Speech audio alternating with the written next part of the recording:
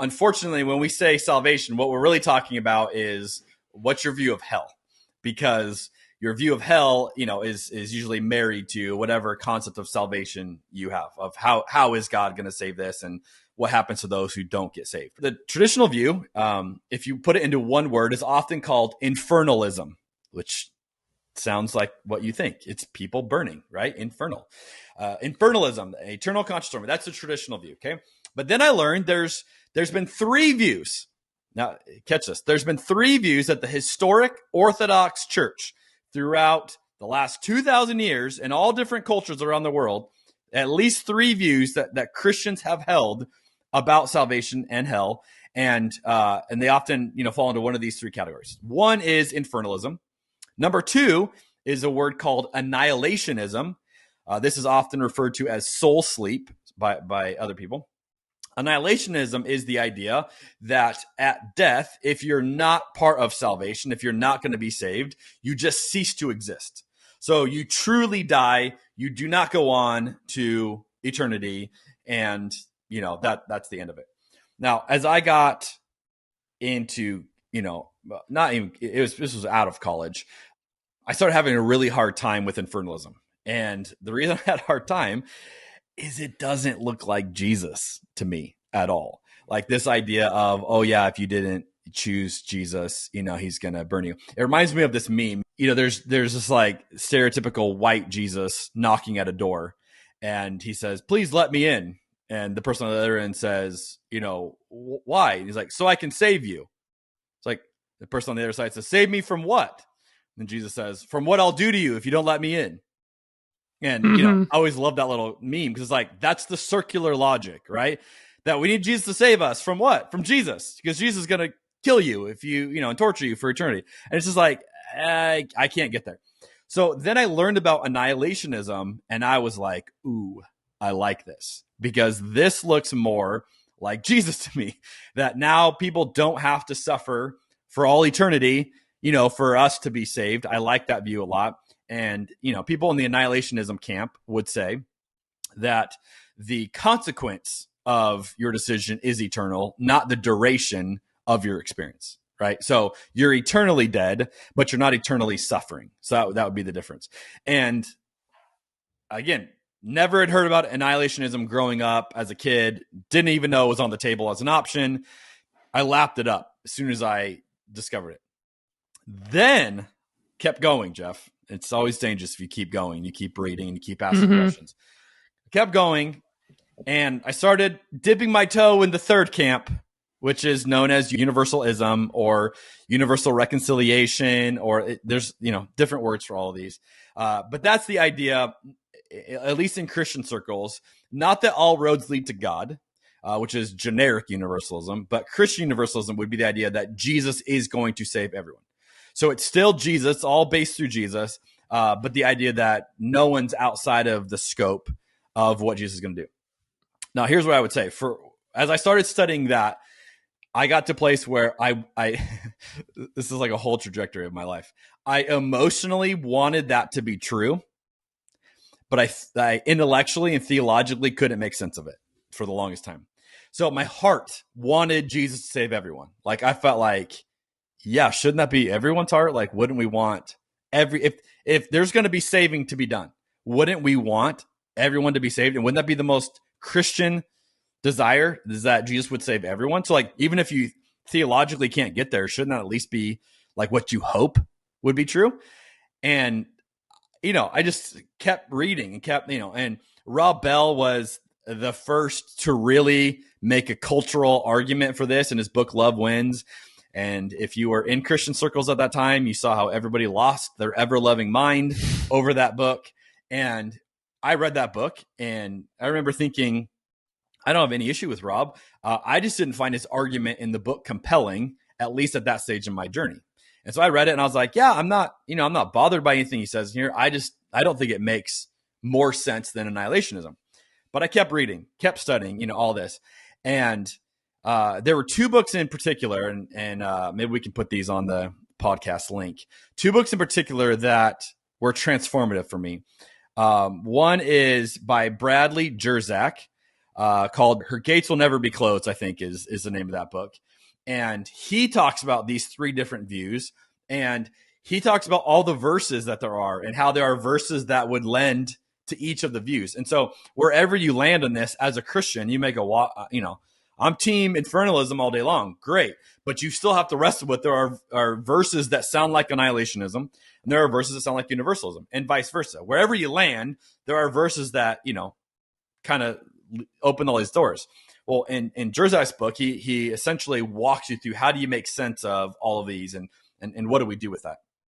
Then I read a book by a professor named David Bentley Hart called That All Shall Be Saved.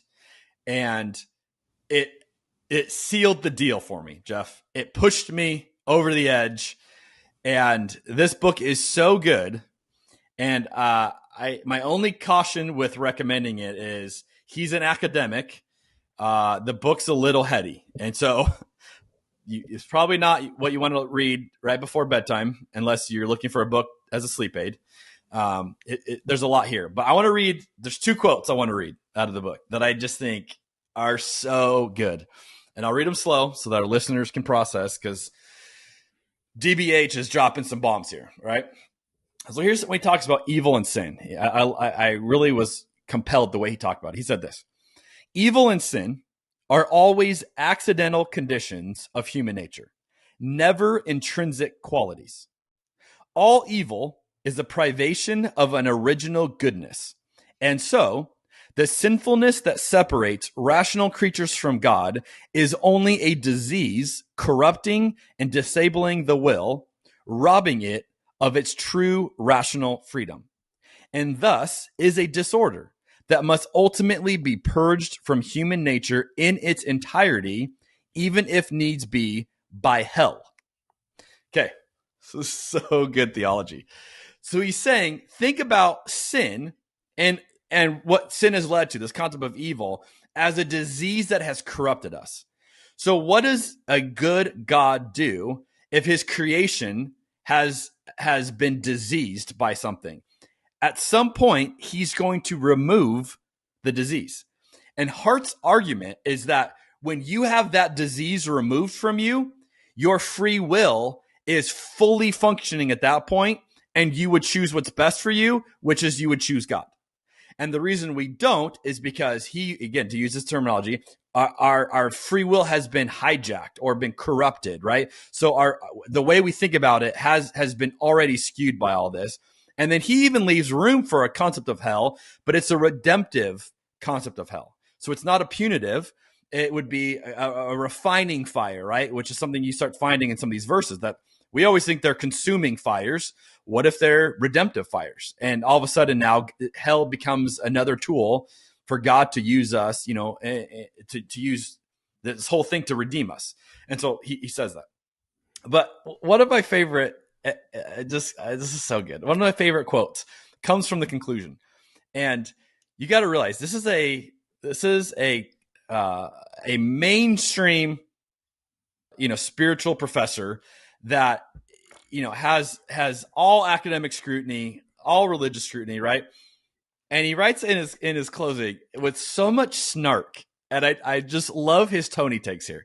He says this: custom dictates and prudence advises that here in closing, I wax gracefully disingenuous and declare that I am uncertain in my conclusions, and that I offer them only hesitantly, that I entirely understand the views of those that take the opposite side of the argument, and that I fully respect contrary opinions on these matters. So he's saying, here's what I'm supposed to say in my position. I'm supposed to say, look, this is just my view, and the opposite view is just as good, and everybody else who disagrees with me is just as right as I am. This is this. I find, however, whether on account of principle or of pride, that I am simply unable to do this. I just love the transparency of yeah, I'm not going to say that. And his publisher's reading this like, oh no, right? I'm not going to say that. I believe I am obeying my conscience in refusing to lie about my convictions. More to the point, though, I believe that I am obeying my conscience with a special rigor in rejecting the majority view that there is a hell of eternal torment, since I am fairly sure, and then catch this line, which is a beauty, I'll end on this line, that it must be a wicked thing to give one's intellectual assent to something one cannot help but find morally repugnant. Oh, so good. It must be a wicked thing to give your intellectual assent to something you find morally repugnant. I realized when I read that, I have spent years giving my intellectual assent to something I found morally repugnant. And I decided to stop. And I said, you know what? I'm going to stop thinking I can imagine a better, more loving Jesus than the one that I actually think is real. I'm actually going to believe Jesus is that good. And so I have found that there is plenty of room within the Orthodox Christian tradition, no matter what John Piper and John MacArthur say, that there is room within the traditions of those who have gone before us to believe that Jesus can, in fact, save everyone. And I would submit this, and I'll stop talking because I'm getting super passionate and I just keep going. I'll submit this, okay? Is it not the most Christian thing to believe that Jesus was the one that actually beat death, conquered death? Instead, what the traditional eternal conscious torment view says, that if you don't get your act together by the time you die, death wins. Death seals your fate. You ran out of time. Jesus, you're outside Jesus' grasp. So sorry for you. I'm sorry. That is not a Christian understanding of death. If I believe that Jesus literally rose from the dead, which I do literally believe, and conquered death and is beyond death, then why on earth would death have any say in my fate that is contrary to what Jesus would ultimately want? And so I choose to believe that Jesus is as good as I suspect he is, based on what I have found in the scriptures and what I have seen in real life. And I stand here. Louder for the people in the back, Jeremy. Beautiful. I also recently read That All Shall Be Saved by David Bentley Hart, and I agree with everything you said. I really enjoyed his snark. I will admit, probably a lot of it went over my head because he uses a lot of $10 words and stuff. But there's a lot of big words. Yeah, I really enjoyed his rhetoric. His sense of self-confidence was something I completely cannot relate to. I feel the opposite of that way. I feel because neither one of us are as smart as he is. Yeah, completely uncertain in almost everything. Yeah, I loved how, as to use your word, snarky and dismissive he was of the infernalists. He reminded me a little bit of Christopher Hitchens in a way, like the inverse of Christopher Hitchens. In this way, he has this incredibly colorful vocabulary, but also this very sarcastic self-confidence that was a joy to read. But yeah, I agree with you. Lots of big words in there. I sense that he was angry at the infernalists or shaming them for being sadistic, right? And saying like he had a lot of lines about like, well, this theory of universalism is going to be unpopular. People are going to hate me for it. And it's because those people want there to be hell, right? Mm-hmm. And I understand his criticism there, because I agree that hell is just unconscionably awful as a concept. And it's kind of unfathomable to me, the idea that children are being taught this systematically. I was a child. I was taught this. The idea of hell completely captured my imagination. It was all I could think about for times in my life. And I know it completely has traumatized people, and it's an awful thing. I think churches should abandon the doctrine. To stick up for the infernalists a little bit, I think there's a lot of people who wish hell wasn't a thing, right? I think there's people who are like, I don't like the idea of hell, but the Bible teaches it, so we have to teach it because it would be irresponsible not to. And that was the camp I was in for a long time when I was a Christian. Universalism seems great. It kind of seems too good to be true. I understand the argument from how you can make those passages say universalism, but I wonder what if you share David Bentley Hart's position that people want there to be hell, and that's why universalism is so controversial, or if everybody doesn't like hell, but people think it has to be taught because it's true. That's a really interesting question. I would think there are some people that would be in the camp that you mentioned. However, the moment you discover the other views of hell, you can't keep claiming that, because now you're choosing that view over these other views, right? And all the views are represented in Scripture. So I think that's where you have to acknowledge that if you know of all these other views and you continually go back to that, mm-hmm. That's where I would say, I have an issue with that. I think, and this is one of the most discouraging things I discovered in my time in ministry. I think the reason why we keep teaching infernalism is because there's a sense of, I have done it the right way. I should have more of a reward than those who haven't. I have spent my life following Jesus, or I have given up this or that, or, I have earned something. And the very notion that everybody might somehow be redeemed makes a lot of Christians feel as if they lost something, which illustrates you have a crappy view of Jesus. And if Jesus is not enough for you, that you need other people to burn forever for you to be good with God, I would encourage you to do some heart work and talk to Jesus about that, because that's not at all what Jesus looks like. So if you are needing people to burn forever for you to feel good about what you have with Jesus, you have fundamentally missed something. And this is where I would say I have empathy to a point with infernalists, because I was raised in it. I didn't know any different. So if that's, the person we're talking about, sure. Like, okay, you may not have known this. You may have only heard this, but time to grow up. You just, if you're listening to this podcast, you just heard two other views.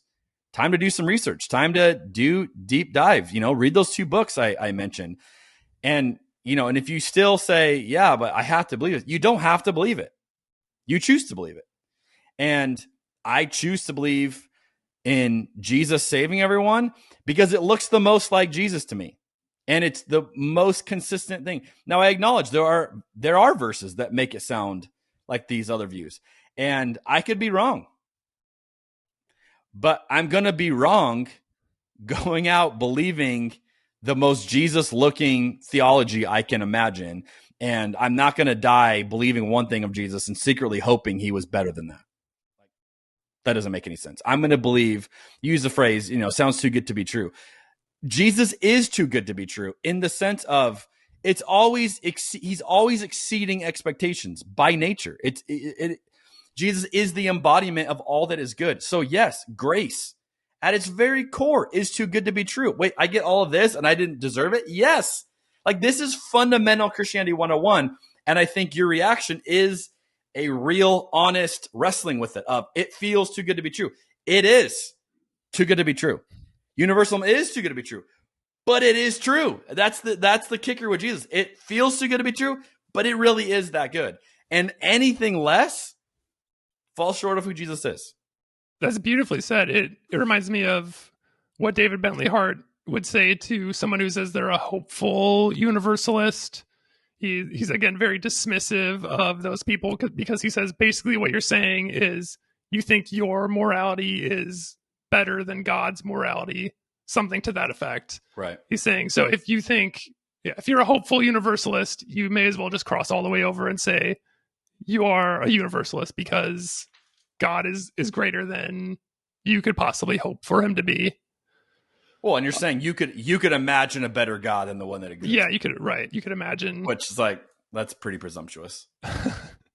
No, I mean, almost anyone could imagine a religion that doesn't involve hell, right? Like, wouldn't that be? But then I think that is the the point Like, if you can imagine something way better, then why are we believing something that falls so short of that? Yeah. Like, and again, if you told me, hey, this is how God is, like, I wouldn't want to follow that kind of God. I wouldn't want to give my life to that kind of God. Like, this sadistic, bloodthirsty, needs revenge, needs to be punitive. Like, that's worse than the worst dictator we've seen on earth. And here's the reality. You get this in, like, okay, so we're talking theoretical theology. You get into like real life and real lives, and it gets so dark so fast. So if I hold to infernalism and we look at some of the most horrific things done throughout history, just to compare them, right?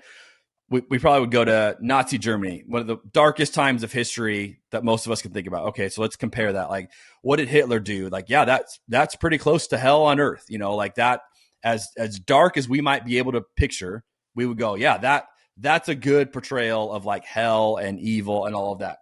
Here's the irony. If you are an infernalist, all of those Jews who Hitler killed technically weren't following Jesus. And according to your theology, now they're going to be punished forever by Jesus. So Hitler was just the warm-up act to what God's going to do to them. And I find that repulsive. So this is where I'm with Hart of like, I can't go, yeah, there's merit to that. No, that's repulsive. That Hitler is the warm-up act for what God's going to do for all eternity. No, I will no longer give my intellectual assent to that, because I find it morally repugnant. Couldn't agree more.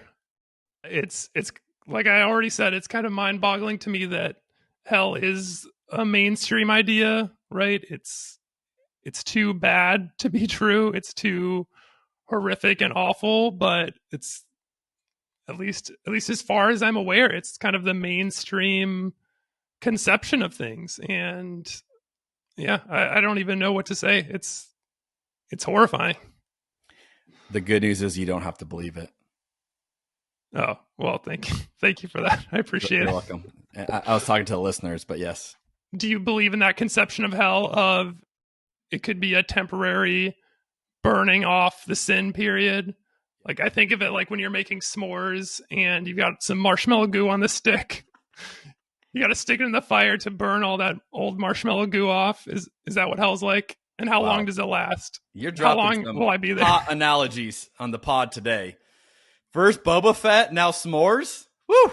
Yeah, I think that will be the case. And I would even go so far to say it may not be a pleasant experience, right? So like, I don't know what the iron in the fire feels with the marshmallow burning off it, but it's probably getting a little toasty in there. But the point is, it's a redeeming for your good fire, not a punitive, you should have done better fire.